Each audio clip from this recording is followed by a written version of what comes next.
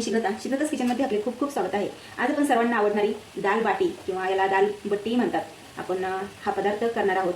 आणि पहा तुम्ही किती सुंदर अशा लेयर्स आलेल्या आहेत। आपण स्पेशल आटा न वापरता इथे आपला जो रेग्युलर चपातीचा आटा आहे, गव्हाचं पीठ आहे, त्यापासून आपण ही बट्टी बनवलेली आहे। एक खास ट्रिक वापरून ही मस्त अशी क्रिस्पी कुरकुरीत आपण लेयर्सवाली बट्टी बनवलेली आहे। व्हिडिओ अगदी शेवटपर्यंत पहा। आवडला तर लाईक शेअर नक्की करा आणि बट्टी आहे कशी झाली आहे ती कमेंट करून मला नक्की सांगा। आणि पहा सर्व बट्टी आपल्या तयार झालेल्या आहेत। काय सुंदर कलर आलेला आहे, किती सुंदर असं टेक्स्चर आलेलं आहे। आणि प्रत्येक बट्टी आपली पहा लेयर्सवाली किती सुंदर अशा लेयर्स आलेल्या आहेत। अगदी पाहता क्षणी खावीशी वाटणारी ही दाल बाटी किंवा दाल बट्टी अप्रतिम झालेली आहे।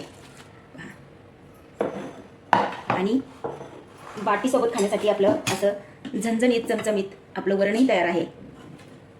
आणि या बट्टीची खासियत पाहतो मी, आपण एवढं डीप फ्राय तेलामध्ये केलेलं आहे, पण कुठेही आपली बाटी जी आहे किंवा बट्टी आहे आपली ऑइली झालेली नाही, खूप कमी तेलकट आहे। आणि ही जी बट्टी आहे ती अगदी सकाळी जर तुम्ही बनवलात तर तुम्ही ही रात्रीपर्यंत तुमची ही बट्टी जी आहे अगदी अशी क्रिस्पी व कुरकुरीत राहणार आहे। पहा, आणि तुम्ही दाल बाटी ही या पद्धतीने खाऊ शकता। आणि तुम्ही आवाजावरून तुमच्या लक्षात येत असेल की किती आपली क्रिस्पी अशी दाल बाटी झालेली आहे। पहा, मस्त अशी ही दाल बाटी आहे, अशी कुस्करून घ्यायची। पहा,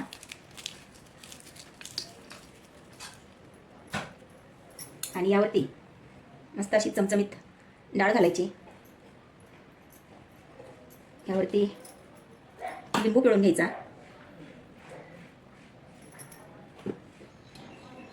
आणि साजूक तूप घालायचं यावरती।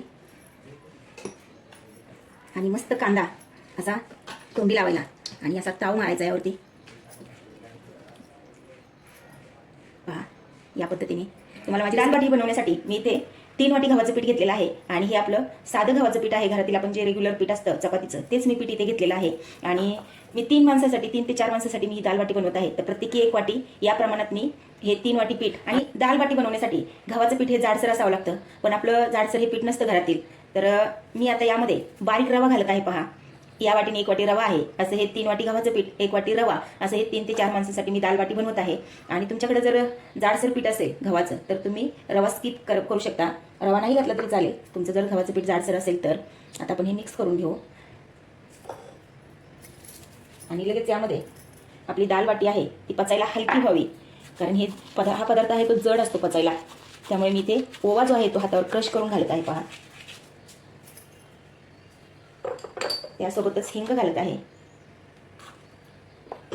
आणि आपली बाटी जी आहे चविष्ट होण्यासाठी मी इथे जिरे पूड घालत आहे। पहा, 2 चमचे। आणि चवीनुसार मीठ घालू आपण। आणि तुम्ही आता या स्टेपला हळदही घालू शकता, पण मी हळद घालणार नाही, मला जो नॅचरली कलर आहे दाल बाटीचा तोच आवडतो। आणि मी इथे तुपाचा वापर करत आहे, तुम्ही तेलही घालू शकता, तेल तूप तुमची चॉईस आहे, तुम्हाला हवं ते घाला।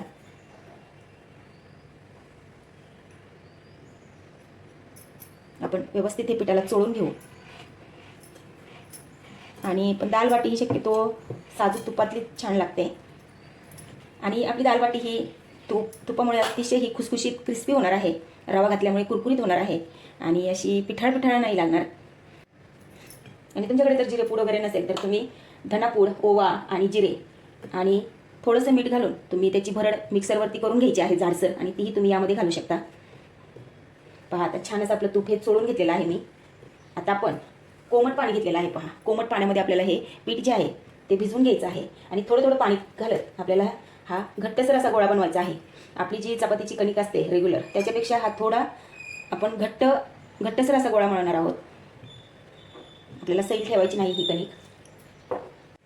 आता मी इथे बारीक रवा वापरलेला आहे, तुमच्याकडे जर बारीक रवा नसेल, जाड जर रवा असेल तर तुम्ही तो थोडासा मिक्सरवरती फिरवून घ्यायचा आहे आणि तो घालायचा आहे।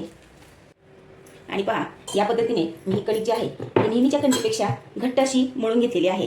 आता ही कणिक जी आहे ती आपण 10 मिनिटासाठी आपण अशी 10 ते 15 मिनिटासाठी आपण ही झाकून ठेवणार आहोत, त्यामुळे रवा आहे तो छान असा भिजला जाणार आहे। रवा भिजत आहे तोपर्यंत आता आपण यासोबत जे वरण करतो चमचमीत ते आपण त्याची तयारी करून घेऊ। दाल बाटी बनवण्यासाठी मी इथे तुरीची डाळ घेतलेली आहे 1 फुलपात्र, आणि इथे सालीची डाळ घेत आहे मी अर्ध फुलपात्र। मी या 2 डाळी वापरून मी हे जे वरण आहे ते करणार आहे। तुम्हाला आवडत असेल तर तुम्ही मिश्र डाळींचं वरणही बनवू शकता किंवा एका डाळीपासूनही तुम्ही वरण बनवू शकता। आता मी इथे 2 डाळींचा वापर करत आहे, ही मुगाची डाळ सालीची तर ती अतिशय पौष्टिक असतेच आणि फक्त आपण तुरीच्या डाळीचा वापर जर केला तर ती डाळ खाल्ल्यामुळे आपल्याला जळजळ किंवा पित्त होते. त्यामुळे असं न करता दोन्ही तुम्ही अर्धी अर्धी पण करू शकता किंवा मग दुसऱ्या डाळी आहेत त्या पण तुम्ही मिक्स करून वापरू शकता. मिश्र डाळीपासूनही तुम्ही हे वरण जे आहे ते बनवू शकता. आणि पहा, दाल बाटीसाठीच नाही तर रोजच्या आहारात पण आम्ही या मिश्र डाळीचाच वापर करत असतो. एकदाच मी तुरीची डाळ 1 वाटी आणि अर्धी अर्धी वाटी तुम्हाला सगळ्या ज्या तुम्हाला डाळी आवडत असतील त्या डाळी आहेत त्या मिक्स करून ठेवायच्या आहेत आणि या पद्धतीने वरण करायचं आहे. पहा, तुम्हाला जळजळ होणार नाही, पित्त वाढणार नाही आणि सर्व डाळी ह्या तुमच्या पोटात जाणार आहेत आणि सर्व घटक आपल्याला मिळणार आहेत. या पद्धतीने एकदा तुम्ही सांबर असू देत, आमटी असू देत किंवा मग वरण असू देत, खूप भन्नाट होते. या ट्रिकचा वापर तुम्ही नक्की करा. आणि मुगाची डाळ ही पचायला हलकी असते आणि साल असल्यामुळे तर ती अतिशय पौष्टिक आहे. त्यामुळे या डाळीचा तुम्ही वापर करून पहा. तुम्हाला अतिशय खायला हे वरण आमटी असू देत स्वादिष्ट लागणार आहे. आता आपण ही डाळ जी आहे ती स्वच्छ धुवून घेऊ. पहा, डाळ ही 2 पाण्याने मी स्वच्छ अशी धुवून घेतलेली आहे.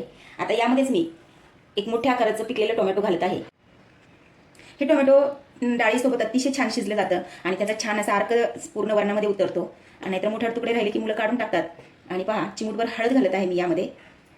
आणि आता आपण पाणी घालू यामध्ये. साधारणतः 1 ते 1.5 इंच पाणी वर येईल या पद्धतीने यामध्ये पाणी घालायचं आहे आपल्याला. पहा, असं 1 इंच आपलं पाणी वर आलं पाहिजे या पद्धतीने तुम्ही पाणी घालायचं आहे. आणि आता आपण ही डाळ जी आहे ती कुकरला लावून घेऊ. 3 ते 4 शिट्ट्यामध्ये ही व्यवस्थित डाळ शिजते. आणि पहा, 10 ते 15 मिनिट झालेले आहे आणि छान असं आपलं पीठ भिजलं गेलेलं आहे. रवा छान भिजला असणार आहे. आता आपण हे पीठ आहे ते एकसारखं करून घेऊ.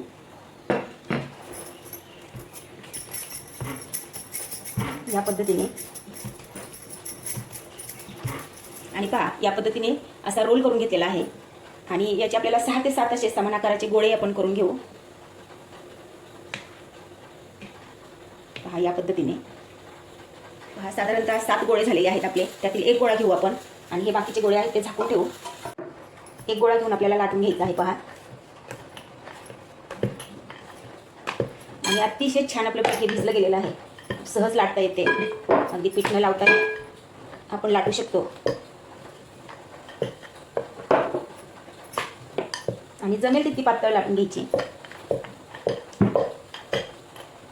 आणि पहा, या पद्धतीने मी ही चपाती लाटून घेतलेली आहे. आपली रेग्युलर चपाती असते त्या पद्धतीनेच हे लाटून घ्यायचं आहे. आणि गरज वाटली तर तुम्ही पिठाचा तेलाचा वापर करूनही लाटू शकता. पहा, या जाडीवर मी ही लाटलेली आहे. आता इथे आपण थोडंसं तूप घालून घेऊ. मी परत सांगते, तुम्ही तेलाचाही वापर करू शकता, चॉईस तुमची आहे. पहा, या पद्धतीने आपण स्प्रेड करून घेऊ.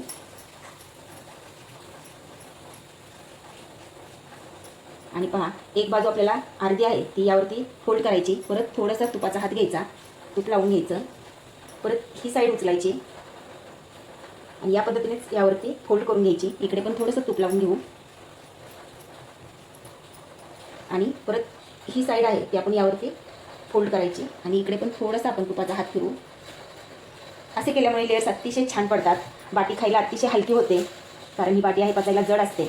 त्यामुळे पहा, आणि एका साईड करून आपल्याला असं फोल्ड करत यायचं आहे, गोळा करत यायचं आहे या पद्धतीने.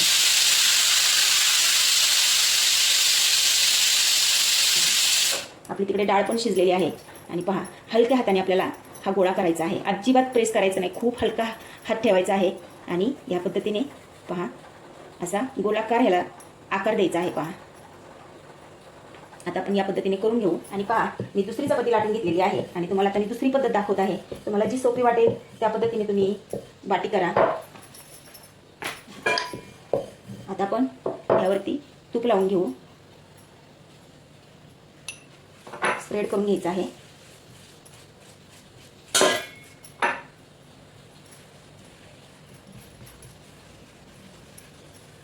अगदी काठापर्यंत आपल्याला हे तूप लावून घ्यायचं आहे.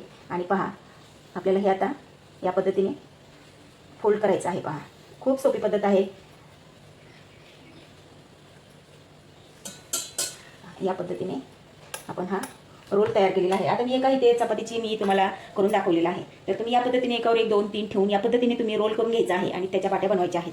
आता मी तुम्हाला दाखवण्यासाठी मी इथे एका चपातीचं मी हे फोल्ड केलेलं आहे. आणि पहा, या पद्धतीने आपण हे कट करून घेणार आहोत. तूप लावून सेम प्रोसेस करून असा मोठा रोल करून घ्यायचा. आणि पहा, या पद्धतीने तुम्ही तो गोल आहे तो करून घ्यायचा आहे. पहा, एकदम हलक्या हाताने आपल्याला गोलाकार आकार द्यायचा आहे याला. पहा, आणि थोडासा चपटा करून घ्यायचा आहे. पहा, या पद्धतीने करू शकता. तुम्हाला जी पद्धत सोपी वाटेल त्या पद्धतीने तुम्ही बाटी बनवा. आणि ही एका चपातीची असल्यामुळे खूप छोटी अशी बाटी आपली तयार झालेली आहे. आता या पद्धतीने आपण सर्व बाटी ह्या बनवून घेऊ. आणि पहा, या पद्धतीने आपण सर्व बाटी हे करून घेतलेले आहेत. आता या बाट्या ज्या आहेत त्या तुम्ही इडली पात्रामध्ये वाफवून घ्या किंवा मग स्टीमर असेल तुमच्याकडे स्टीमरमध्ये वाफवा. मी आता चाळणीमध्ये वाफवून घेत आहे. पहा, आता आपण चाळण घेतलेली आहे, त्याला थोडंसं तेल लावून घेऊ म्हणजे खाली चिटकणार नाही. आणि या बाटी आहेत त्यावर ठेवून देऊ. इडली पात्रामध्ये पण छान वाफल्या जातात या पद्धतीने. आणि एकावर एकही तुमच्या जास्त असतील तर तुम्ही एकावर एकही ठेवू शकता, फक्त जास्त वेळ स्टीम करून घ्यायच्या. पहा, एका कढईमध्ये मी एक तांबे पाणी तापायला ठेवलेलं आहे. आता त्यावरती आपण हे चाळण ठेवून देऊ. आणि पहा, उकळत्या पाण्यावरती चाळण जी आहे ती मी ठेवलेली आहे. आता आपण यावरती झाकण ठेवू आणि जड असं काहीतरी एखादी वस्तू ठेवू म्हणजे वाफ आहे ती बाहेर जाणार नाही. आणि 15 मिनिट आपण ही मंद किंवा मीडियम फ्लेमवर आपल्याला हे वाफवून घ्यायचे आहेत. आणि पहा, 15 मिनिट झालेले आहेत. आता आपण गॅस बंद करत आहोत आणि आपली बाटी जी आहे ती आपण चेक करू. पहा, किती फुगलेली आहे आपली बाटी, तुम्ही पाहू शकता. पहा, 15 मिनिटांमध्ये आपली बाटी जी आहे ती खूप छान अशी वाफवलेली आहे. आता आपण ही थंड करून घेऊ आणि नंतर पुढची प्रोसेस करू. आणि पहा, आपली बाटी ही थंड होती तोपर्यंत आपण आता वरण करून घेऊ. आपली डाळ पण शिजलेली आहे.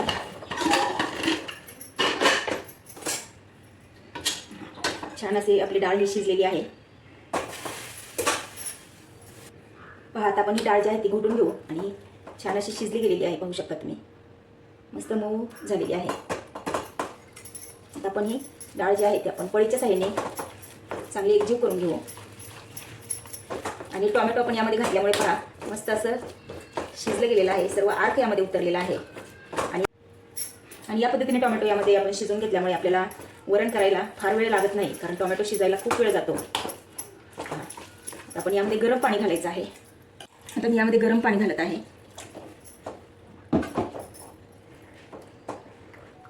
एकजीव करून घेऊ. पहा, या पद्धतीने मी डाळ ही घोटून घेतलेली आहे आणि तुम्ही पाहू शकता कलर काय सुरेख आलेला आहे.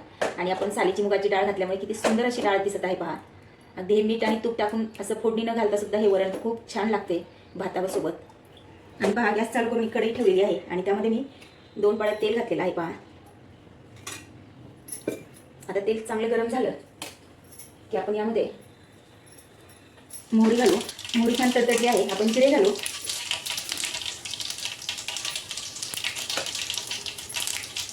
लगेच आपण कढीपत्ता घालून घेऊ.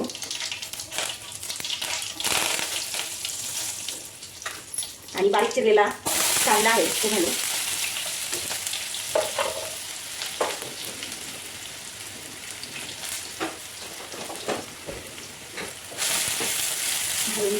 तेलावरती 1 मिनिटभर मी परतलेला आहे. आणि आता मी डाळ शिजतानाच मी टोमॅटो घातलेला आहे.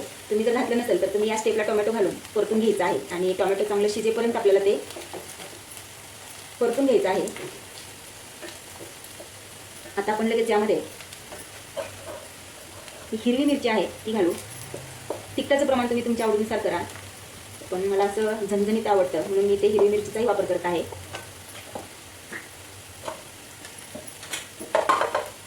थोडासा हिंग घालू आपण. आलं लसणाची पेस्ट.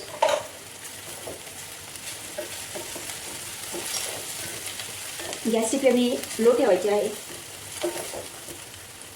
आणि पहा, आता इथे मी ते घरचं लाल तिखट घेतलेलं आहे आणि इथे काश्मीरी लाल मिरच पावडर घेतलेली आहे आणि ते सांबर मसाला घेतलेला आहे. आता हे सर्व मसाले आहेत ते आपण यामध्ये घालून घेऊ. मी तुम्हाला आधीच सांगितलेलं आहे तिखटाचं प्रमाण तुम्ही तुमच्या आवडीनुसार ठेवा. थोडीशी हळद, आपण डाळ शिजताना हळद घातलेली आहे. आणि हा घरचा काळा मसाला घालत आहे मी थोडासा. हे टोटल ऑप्शनल आहे, तुम्ही अगदी लाल तिखटापासूनही हे वरण बनवू शकता. पण दाल बाटीसोबत आपल्याला खायचं म्हटल्यानंतर थोडंसं चमचमीत आपलं हे वरण झालं पाहिजे. आणि तुम्हाला आंबट गोड वरण जर आवडत असेल तर तुम्ही थोडा चिंचेचा कोळ आणि थोडंसं गूळ तुम्ही घालू शकता. मी ते घालणार नाही कारण मला आंबट गोड वरण हे आवडत नाही, त्यामुळे मी ते घालणार नाही. पण तुम्हाला आवडत असेल तर तुम्ही जरूर घाला. आपण एक अर्धा मिनिटभर परतून घेतलेला आहे. आता आपण थोडीशी यामध्ये कोथिंबीर घालू. त्याचा स्वाद छान उतरतो तेलामध्ये घातल्यानंतर. आणि हलकंसं परतून घेतलं पहा, आता आपण डाळ घालून घेऊ. ही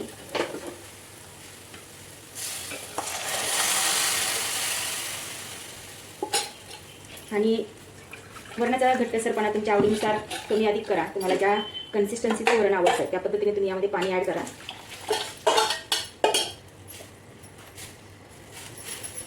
पहा, अजून थोडंसं पाणी मी यामध्ये ॲड करते आणि एक 3 ते 4 मिनिट आपण हे वरण आहे ते उकळून घेणार आहोत. मस्त त्याला तरी येणार आहे आणि काही सुरेख दिसत आहे आणि वास तर भन्नाट सुटलेला आहे. आता यामध्ये आपण मीठ घालून घेऊ चवीनुसार.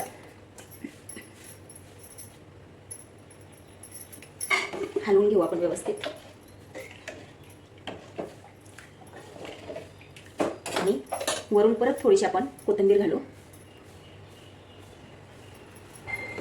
आणि 1-2-3 मिनिट आपण ही आता उकळून घेणार आहोत छान.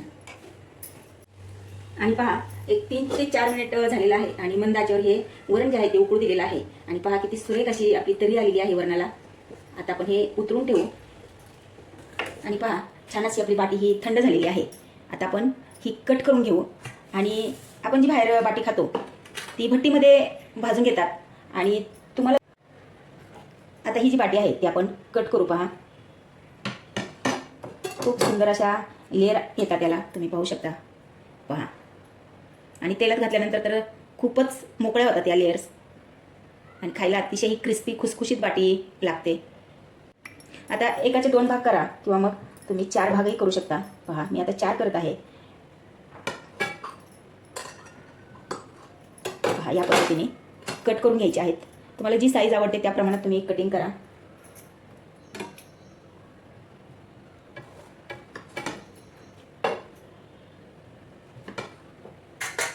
पहा, या पद्धतीने आणि खूप सुंदर आपली बाटी तयार झालेली आहे.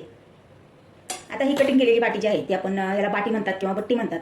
आणि तुम्हाला जर अशी तळलेली बाटी नको असेल तर तुम्ही हे जे गोळे आहेत ते तुम्ही जाड बुडाच्या कढईमध्ये कुकरमध्ये थोडंसं तूप किंवा तेल घालून तुम्ही हे शॅलो फ्राय करू शकता आणि मंद आचेवर हे भाजून घेऊ शकता तुम्ही थोडंसं तेल किंवा तूप घालून. पण ते तुम्हाला 2 पद्धती दाखवलेल्या आहेत. ह्या छोट्या छोट्या बाटी आहेत त्या तुम्ही अगदी आपे पात्रामध्ये थोडंसं तूप घालून तुम्ही ह्या बाटी ज्या आहेत त्या तुम्ही अशा रोस्ट करून घ्यायचे आहेत मंद आचेवर. पण त्याला खूप वेळ लागतो आणि घरात जर भरपूर माणसं असतील आणि खूप प्रमाणात जर क्वांटिटीमध्ये आपल्याला करायची असेल तर ते वेळ खाऊ काम आहे. आता या पद्धतीने मी सर्व बाटी आहे आपण कट करून घेऊ आणि पहा, सर्व बाटी जी आहे ती मी या पद्धतीने मी कट केलेली आहे. आणि पहा, गॅस चालू केलेला आहे आणि लोखंडी कढई ठेवलेली आहे आणि तेल घालून घेतलेलं आहे. तुम्ही तेलामध्ये तुपामध्ये तुम्ही तळू शकता. मी ते तेलाचा वापर करत आहे आणि तेल आपलं असं छान तापलेलं आहे आणि गॅस एकदा तेल छान तापलं की गॅसची फ्लेम ही मिडियम ठेवायची आणि मिडियम फ्लेमवर आपण ही बाटी जी आहे ते आपण तळून घेऊ. पहा,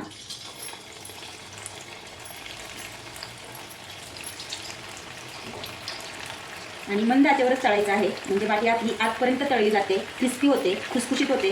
त्यामुळे हाय फ्लेमवर आपल्याला हे तळायचं नाही, लक्षात घ्या. एकदा तेल छान तापलं की गॅसची फ्लेम ही लो करायची.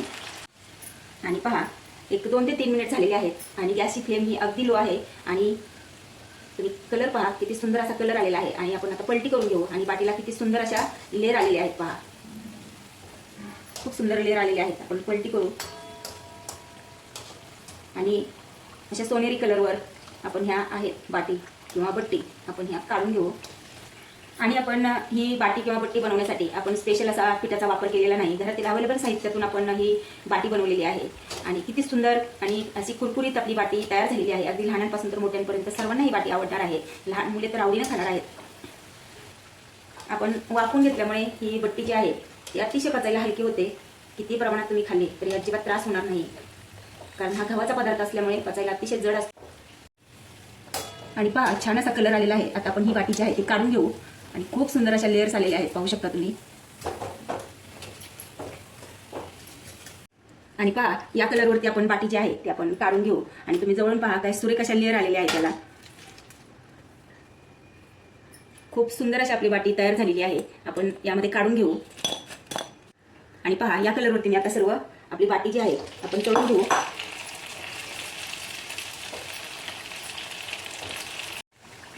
आणि तुम्ही ही बट्टी जी आहे ती जेवढी मंद आचेवर तुम्ही याला फ्राय करसाल तेवढ्या छान अशा कुरकुरीत क्रिस्पी होणार आहेत आणि पिठाळ लागणार नाहीत आणि खायला अतिशय ह्या कुरकुरीत लागणार आहेत खाताना. आणि मंद आचेवरच तळून घ्यायच्या म्हणजे लेयर्स पण खूप छान सुटतात त्याला.